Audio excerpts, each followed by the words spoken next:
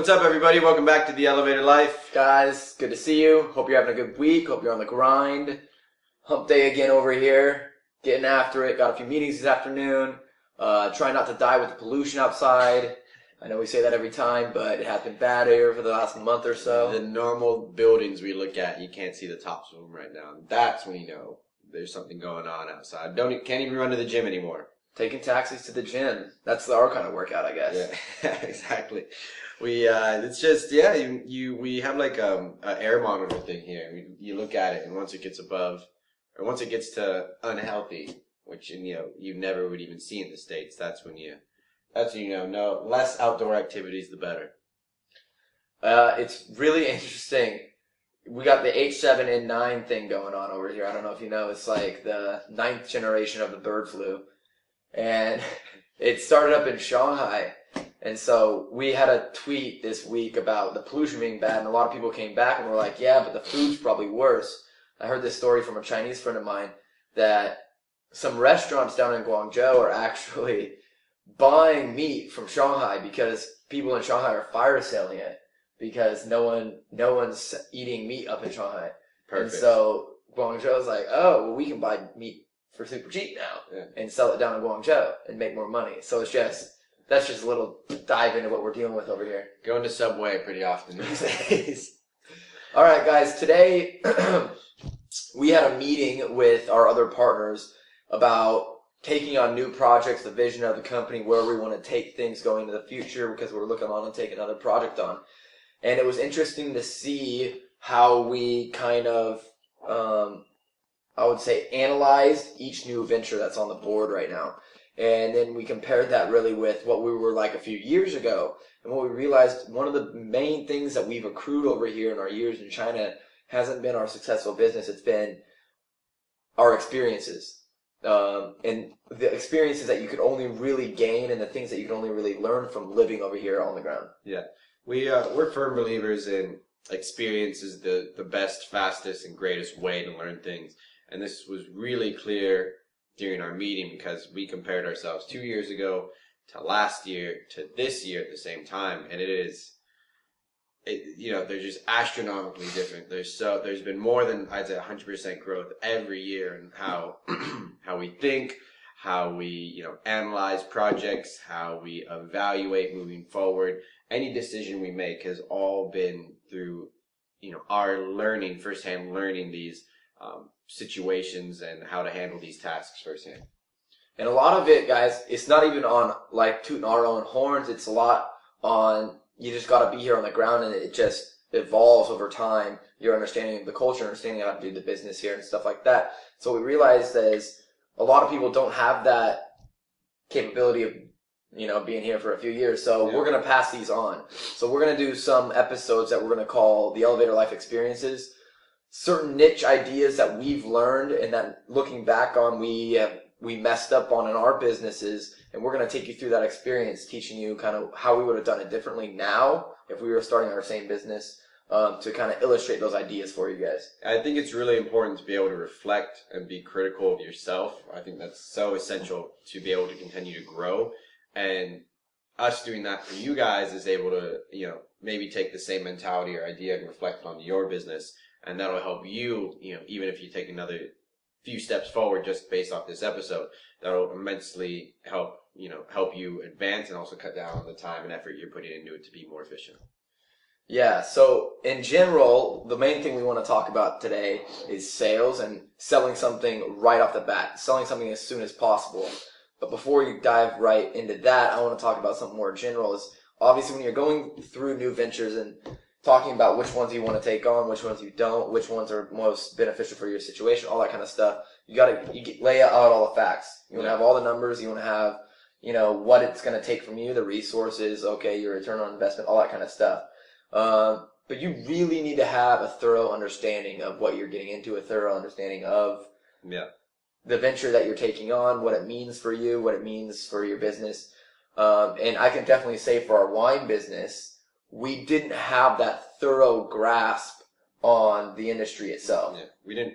Yeah, most importantly, the industry, but also the longevity of starting something like we started a few years ago, and now, now we can look back on it and be like, wow, okay, this is, when we first started, it was a very romantic, great idea because we knew there was demand, but we had no idea the implications that would really unfold as we started to build it up and as, the wheels started moving for it. Yeah, if you talk to anyone in the wine industry now, which thank God we've done a ton now, but it takes years to get your wine distribution company off the platform. Yeah. Okay? Mm-hmm. And we experienced that.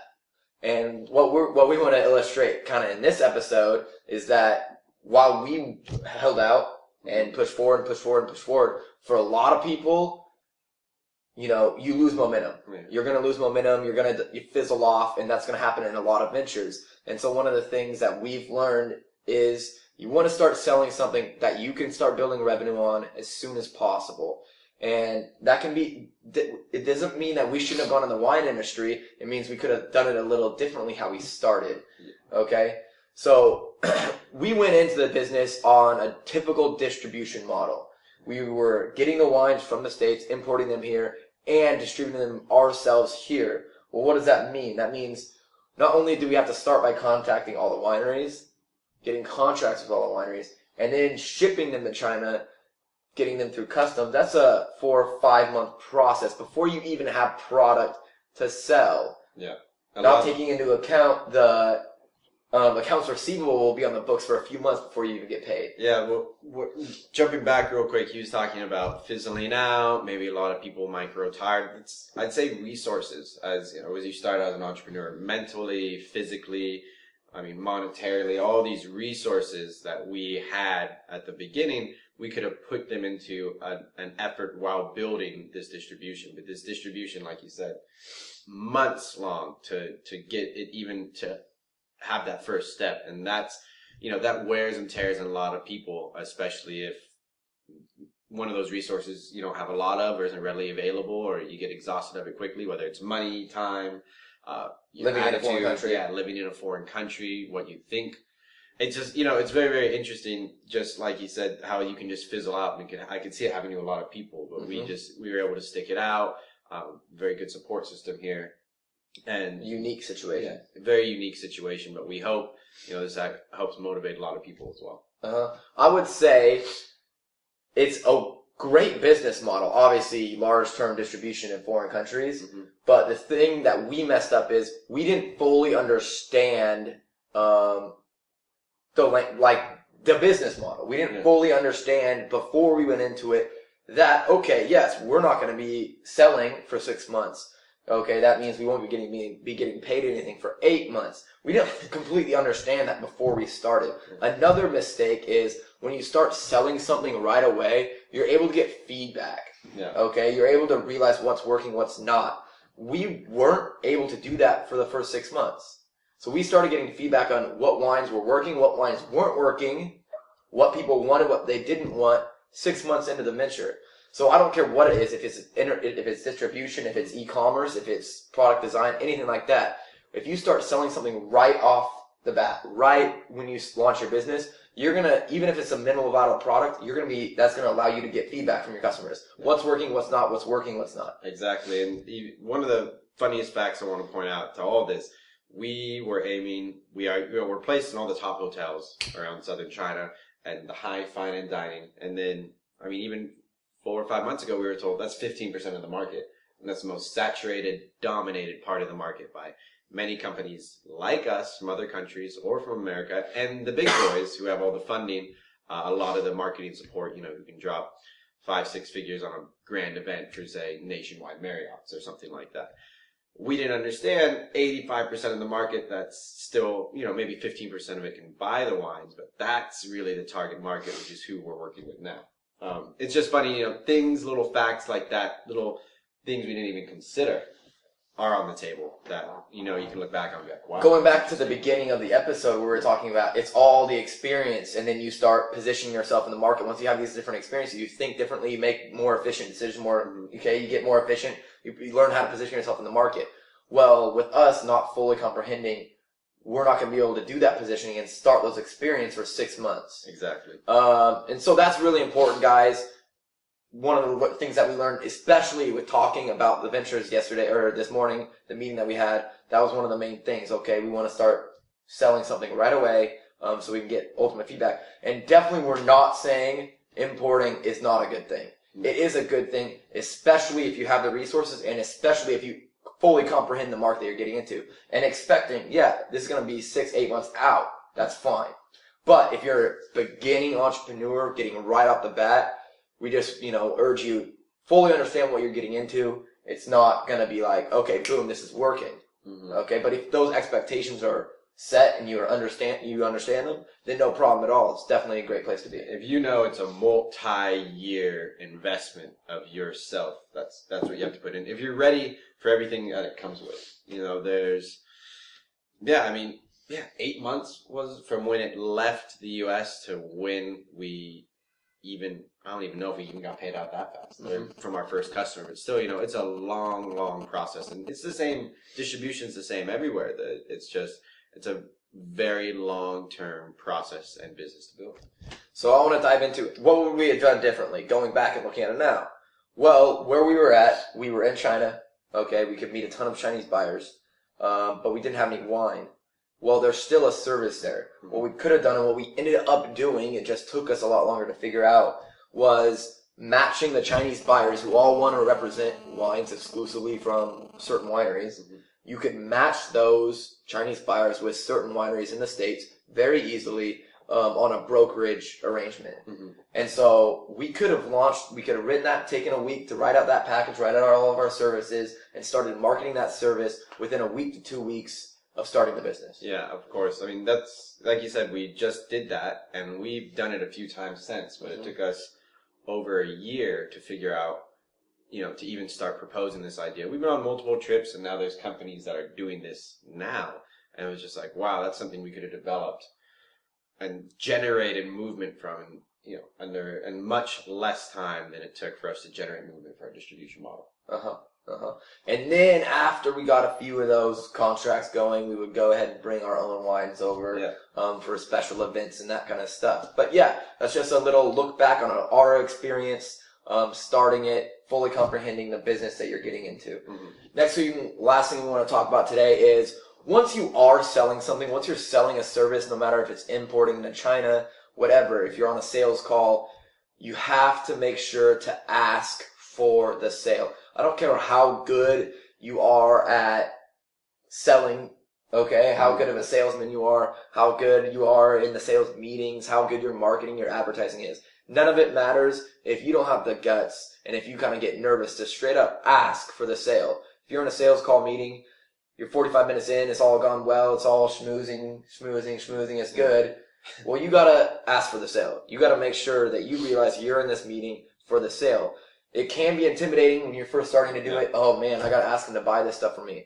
But he knows, and you know, that that's why you're there. You guys are both running businesses. You gotta make sure to ask for the sale. Yeah, I think the most important thing we've taken away is, nothing's free. You're in a meeting because there's going to be a transaction. A product or a service is going to be exchanged for money. I mean, that's how it breaks down very simply. We did a podcast on it, kind of similar to this idea before, but, I just want to jump into the story about us as a company as well. Our big client, big distributor who we now work with, a very, very wealthy individual, very supportive of us in every way, shape, and form. And it just kind of dawned on us a few weeks ago was, we should actually, we're providing services when we go to these wine shows, when we show up, offer tasting information, we educate their staff on sales, we visit their new store openings, etc. This is something we should all be getting paid. We should be getting paid for as a company because it's our time and it's our effort and we're working. So we approached him with a proposal and he just goes, oh yeah, this is a good idea. It was that simple. A very, just a large retainer that we can deduct hourly for the services we do. And he was just, oh yeah, I never thought about this. Just had no idea because we never asked. Mm-hmm. That's as simple as, if you guys have ever been in a sales call in your first ones, you're all going to know the feeling of, okay, well, I got to figure out if he wants to buy or not. When do I ask? Yeah, I got to figure out if we're going to do this or not. And that's just one of those things you just got to go ahead and do. Ask for the sale. You're not going to have business unless you ask for the sale.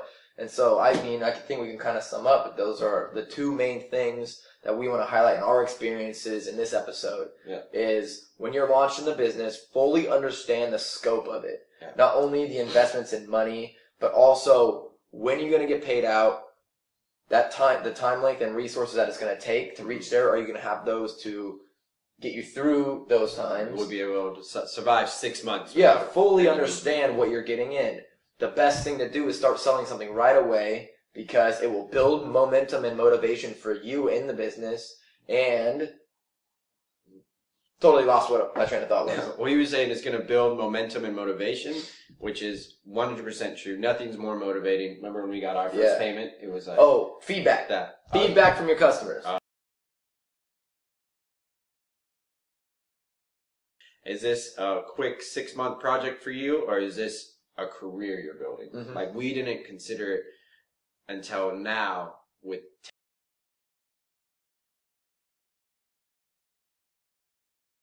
This is going to be a lifelong business I'm building. So, all right, like, I'm glad we like it. You know. Well, that goes back into understanding the scope of your businesses. When we were kind of taking the 6 or 7 ventures that we have on the table and going, this one is this category, this one is this category, this one's long-term, short-term, okay, flipping, okay, building, linear growth, all that kind of stuff. We were able to look at the scope of the business, understand what it meant, okay, and what it meant for us. Some of them are really short-term, cash-building, generating ventures. Some of them are long-term growth.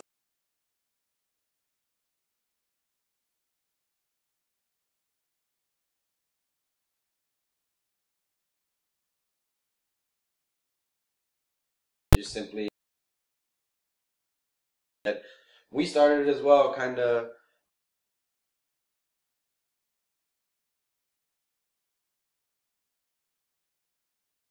One of you has something to offer that one of you wants to buy. And that should just be laid out clearly. That's what business is. All right, guys, sweet. Thanks for listening.